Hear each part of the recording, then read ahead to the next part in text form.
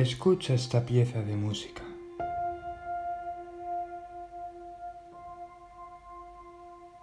¿La percibes?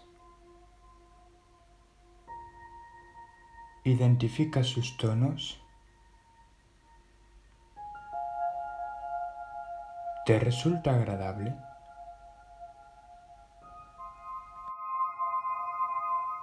Hoy vamos a hablar del sonido. Vamos a ver cómo se comporta en el universo y vamos a ver algunas de sus propiedades y características más importantes. El sonido, en física, lo explicamos como la propagación de ondas mecánicas. Estas ondas les es necesario un medio para propagarse, ya sea un sólido o un fluido, que estos pueden ser líquidos y gases. Sin embargo, en el vacío no existe el sonido, ya que no hay ningún sólido, ningún gas y ningún líquido. El sonido que nosotros escuchamos consisten en ondas sonoras y acústicas, que se producen cuando la presión del aire es transformada por nuestro oído, y el sonido es transformado por nuestro cerebro. Aquí os muestro un pequeño esquema de nuestro oído. Las ondas llegan a nuestro oído. Nuestro tímpano las intercepta para que después de la cóclea, más conocida como caracol, transforme las vibraciones en impulsos nerviosos que son enviados hasta el cerebro.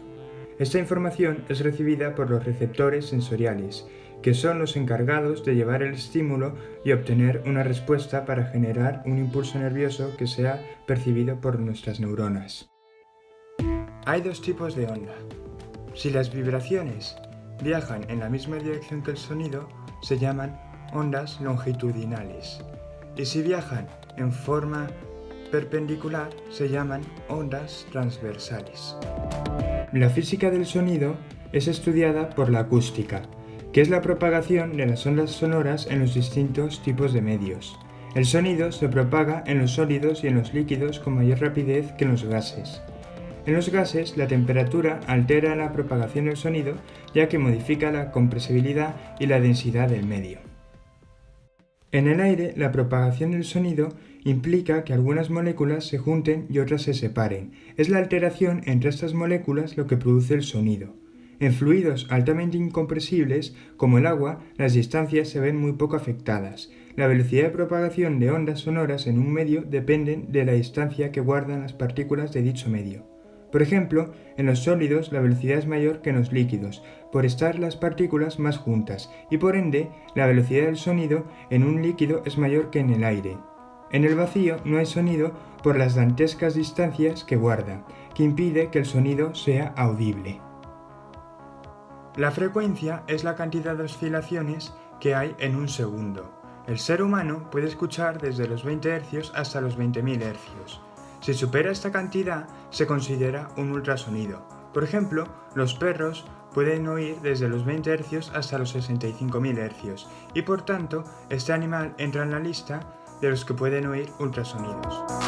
Los sonidos graves son los que tienen una frecuencia baja y agudos los que tienen una frecuencia muy alta. Por eso, un sonido muy agudo nos molesta tanto, al igual que los silbatos de los perros. Producen un sonido altamente agudo y para los perros es estremecedor. La velocidad del sonido en el aire es de 330 metros por segundo, lo que viene siendo 1190 km/h. Esto siempre y cuando que la temperatura sea de 0 grados Celsius, la presión de una atmósfera y la humedad del 0%, es decir, aire seco. Pero eso sí, como hemos visto antes, la velocidad de propagación del sonido depende del medio por el que se propague. Ahora vamos a ver algunas de las características más importantes del sonido. Empecemos por la reverberación, que es la suma de reflexiones que llega a nuestro oído. En otras palabras, es la cantidad de ondas que se reflejan en una superficie y llegan a nuestro oído. En segundo lugar está la resonancia. Es el fenómeno que se produce cuando un cuerpo de dos de la misma frecuencia empieza a vibrar y el otro recibe sus ondas sonoras emitidas.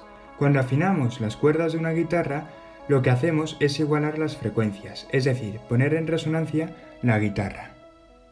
Otras de las cualidades del sonido es la altura o el tono, que se describe como la frecuencia de la onda y puede ser agudo, medio o grave.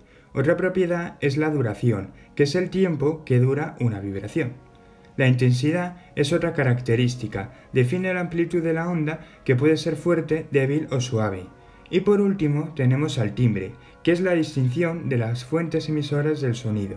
Un ejemplo de tipo de timbre son los instrumentos musicales, que pueden ser de cuerda, de viento, metal, madera, de percusión o de instrumentos metálicos. Bueno, y aquí ya termina el vídeo del sonido.